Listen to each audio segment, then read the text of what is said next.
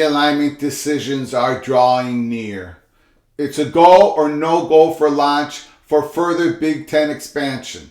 And we're going to be talking about my predictions week number 6. We're 21-1. We are underwater. With the juice going to Vegas, we are underwater. We need to make a big move this week. And I think I got the grade 8 games to make it happen. All this on episode 66, A Peek Around the Corner with your host, Greg Flugar. Before we go into our picks, and before we go into the realignment decisions are drawing near, and yes, they are, the big story for today. Let me ask you once again to smash the like button if you like this content. Please subscribe to our ever-growing channel. And please share this video with your family and friends. We appreciate you so very much. Let's get to the predictions, to our picks for week 6, and then we'll get to the story of realignment decisions. Yeah, they're drawing near, very near. Okay, here we go. My picks, Nebraska, -3 versus Rutgers. I've seen enough of the Rutgers quarterback situation. I've seen enough. Nebraska on the road, covering the spread Friday night. Yeah, I think they're going to do it. With Mickey Joseph at the helm, team has a new spirit. There's still a lot of serious issues with the Cornhuskers. Do not think they're going to make a run for the Big Ten West title. But I've got the Cornhuskers -3 in a cover in New Jersey. Maryland -3 against Purdue. I got the Terrapins. Purdue's tough. Saw them last week. Beat my beloved Gophers.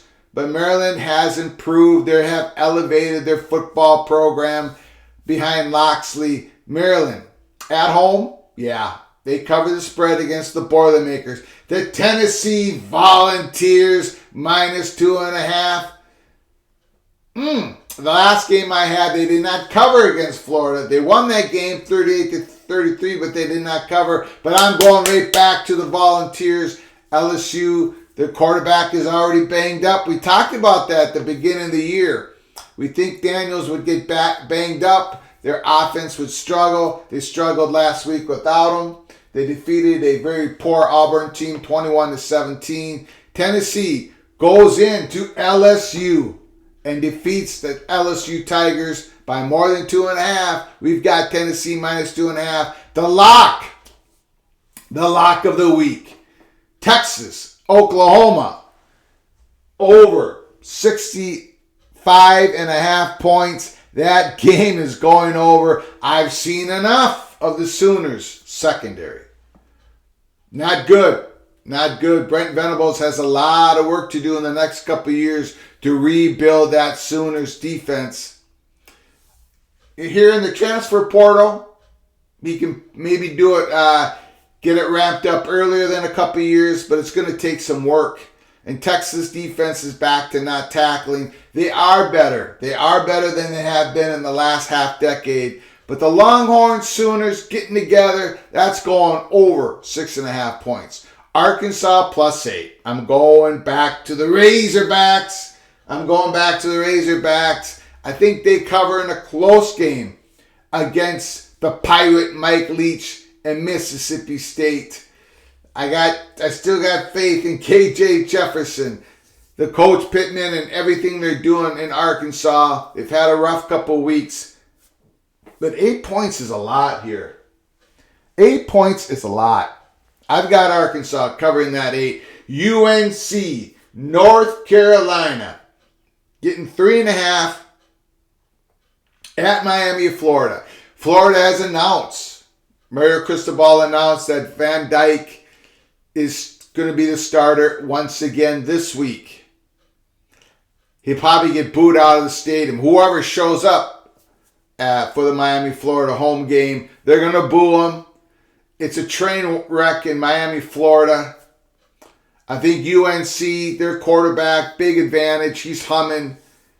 And North Carolina not only covers the spread, they got about a 70% chance of winning that game. I would look at the money line if I was you, but I'll take the 3.5. North Carolina. Illinois versus Iowa. Illinois just whooped up on the Badgers why wouldn't they whoop up on the Hawkeyes? Why wouldn't they? They're only given 3.5 points at home. Bielema trying to fill that stadium up. Illinois crushes. Look at the quarterback position. Tommy DeVito versus Iowa's Petrus and that Iowa's offensive line. That offense is horrific. Illinois Walters, the great defensive coordinator who I think is going to be up for a few jobs at the end of the season, is going to feast on Iowa's offense. Illinois minus 3.5. And the Oregon Ducks still think they're getting on a roll here. Their offense is getting on a roll. That offensive coordinator, Dillingham, look out for him. The Ducks they're going to be cruising. They're going to whoop up on Arizona, Oregon, minus 13. I think that's a gift. I know they're on the road, minus 13, 2 touchdowns. Don't think will be a problem for the Ducks. Those are my grade 8 picks. If you agree with me, disagree with me, put it in the comment section below the video and let it rip if you disagree with me. Look, I'm 21-1. I've had 3 bad weeks in a row, losing weeks in a row. So bring it to me, rip on me. But this is the week we turn it all around here at Peek Around the Corner. The grade 8 picks and the lock, I think, is over 65.5. Longhorn Sooners, yeah, that game's going over 65.5. Okay, let's get to our story here. Peek Around the Corner, episode 66. Realignment is drawing near. The decisions are close. We were told in July, we reported in July, that there was going to be this hot window between August 15th and October 15th, where the final decisions of this realignment wave was going to happen. Many people, pretty much everybody else, was reporting that everything had been decided on. Nothing else was going to happen. The Big Ten's initial Big Ten contract was going to stop everything. And remember, in the first week of August, there were national reports out there that the Big Ten had cooled on Washington, Oregon, and Stanford in further expansion. And we said that was not the case. That formal talks was going to start happening around August 15th. And sure enough, in about the third week of August, there were reports by Brett McMurphy, independent reports by Brett McMurphy at Action Network saying, reporting that Oregon had met with Big Ten. And then the next week he reported, Action Network, Brett McMurphy reported that the Big Ten had met with Washington in some way, in some fashion. Lawyers and consultants meeting with representatives of the Big Ten. Kevin Warren wasn't there, but it was very important preliminary meetings between Oregon, Washington, and the Big Ten. So, what date are we on? October 4th.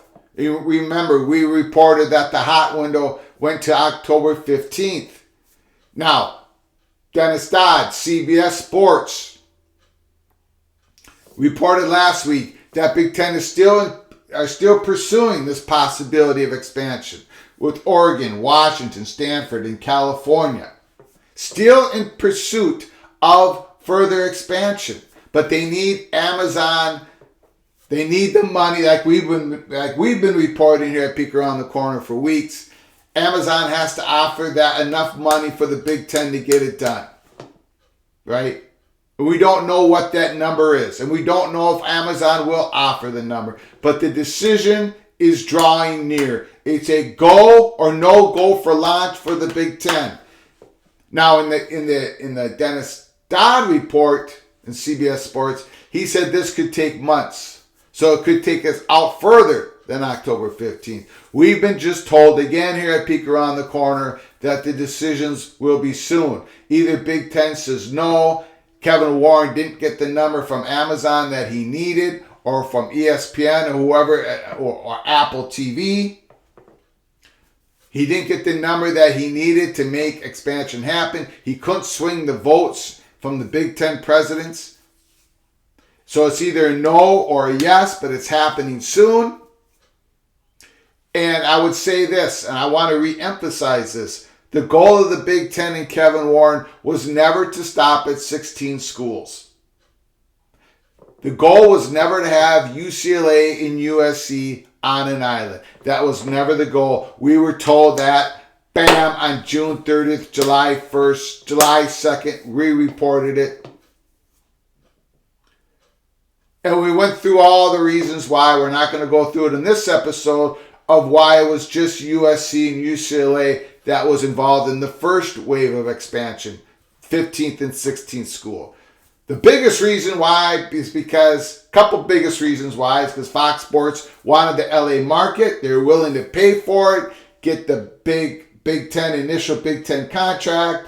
And by the way, let's not forget, Oregon and Washington had not called the Big Ten. Oregon and Washington were surprised, like most of the West Coast, most of the country, that USC and UCLA were going to the Big Ten, that there were even talks happening. They were not paying attention to Peek Around the Corner at Flug Empire's Twitter account. So, formal talks only began, really, truly, in early August. And now here we are on October 4th. Everyone knows, whatever, we don't know, but the Big Ten knows the number they need from Amazon or Apple, whatever, to make this further expansion happen in this realignment wave. They know the number they need. Did they get it from Amazon? If they haven't received the number yet, they're going to get it soon. Decisions are drawing near. It's all happening. So if the Big Ten says no, they can't expand because they didn't get the numbers from Amazon, then the Pac-12 has a decision to make. Oregon and Washington will probably have to sign whatever deal Kliavkoff puts in front of them. They do not want to sign a grant of rights that has really any teeth to it. And here, let's look at Bob Thompson's tweet from yesterday. I think Big 12, you don't know who Bob Thompson is, just click on his Twitter account, former president, Fox Sports, the whole thing. He knows more.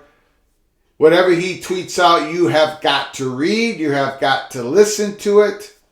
Okay, here's his tweet from yesterday. I think Big 12 gets 10 to 15% more than the Pac-12 on a peer school basis. Just a lot more rabid fans in total in the Southwest. Ratings are good, and BYU brings huge following. BYU will be joining the Big 12 shortly here. KU and Kansas State ranked. Texas and Oklahoma aren't. Who would ever thought? So basically, he believes that things stand right now that the Big 12 will get 10 to 15% more than the Pac-12 in both their new coming up media contracts. That could mean a difference of $3, $4, $5, $6 million that each Big 12 school would get over each Pac-12 school. Now, pretty much every Big 12 school gets a few million more than the Pac-12 on conference payouts during their current conference media contracts. One of the reasons for that is because the Big 12 contract that the Big 12 schools are in right now, that contract was done after the Pac-12 contract. So that's why it's valued a little bit more. But basically what Bob Thompson is saying is this next contract for Big 12 and Pac-12, Big 12 will continue to make more. There's more value there. And it's because of the more intense, rabid fans. That's what we've been talking about here at Peek Around the Corner. Now, the question is, I have for you, and please give me your comments down in the comment section below the video, would that $3, $4, $5, $6 million be worth it for Arizona to move to the Big 12? Is that extra $6 million worth it for Arizona to move from the Pac to the Big 12? We don't think so at Peek Around the Corner. Not to make that type of move. Not to take themselves away from their fellow Pac-12 institutions. Don't think that's enough. We've always been under the belief that for the Big 12 to poach the Pac-12, the Big 10 would have to poach the Pac-12 once again. That's what we believe at Peek Around the Corner. So, this is an interesting tweet, but not so much from my perspective in regards to Big 12 being able to poach the Pac-12 without Big 10's help. I think it's interesting because it's just another log in the fire that shows man, the Pac-12 just isn't getting the deal that they were hoping for. Now hang with me here. This is another log in the fire that just shows Pac-12 probably won't get the deal that they were hoping for. Which means, on episode 52 here at Peek Around the Corner, we gave you all the intel we received from Oregon being incredibly aggressive with the Big Ten in talks to try to join the Big Ten. That they would do anything and everything to join the Big Ten, including taking a big size discount, conference payout from the Big Ten for the next 6 years just to get into the Big Ten. And we would subscribe to you all that Washington is in the same boat, that they would also take the extreme discount. The worse the Pac-12 deal gets, the worse that it looks like they're going to be able... The worse the Pac-12 media contract gets, the more Oregon and Washington would take a discount to join the Big Ten, and that expansion window opens up even greater. You see what I'm talking about? If Oregon and Washington are only going to get a Tier 1, Tier 2 media deal, Pac-12 network value crashes some more. The network, they can't revive that Pac-12 network. The worse it gets in the Pac-12, the more the discount Oregon, Washington, Stanford would take from the Big Ten. And that means the Big Ten could swing an easier deal with Amazon or Apple TV or whoever that new media partner has to become for the Big Ten to make expansion happen for the Big Ten.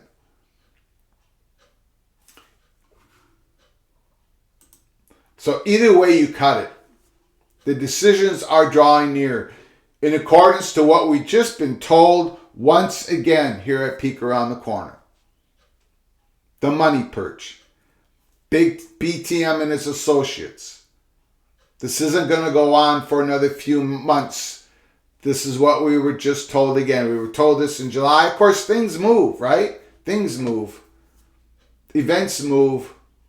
Calendars get pushed back, pushed forward. We've already seen it with the initial Big Ten contract. That was supposed to be signed, sealed, and delivered, announced a couple months before it actually happened. But we're just telling you, our intel tells us again, realignment decisions are drawing near. The goal or no goal launch decision is happening right now. Okay, so we're going to be following this story. We're going to be following this story every single day like we have been for the last couple months, like we did at Flug Empire, Peek Around the Corner on March 31st, when we told the people who wanted to listen that USC called the Big Ten and was going to try to do everything they could to join the Big Ten. Same thing is happening now with Oregon and Washington and Stanford. So stick with us here at Peek Around the Corner. Again, smash that like button if you like our content. Share this video and subscribe to our channel. Until next time, from all of us at Peek Around the Corner to all of you, please, you all take care of each other. Thank you so very much.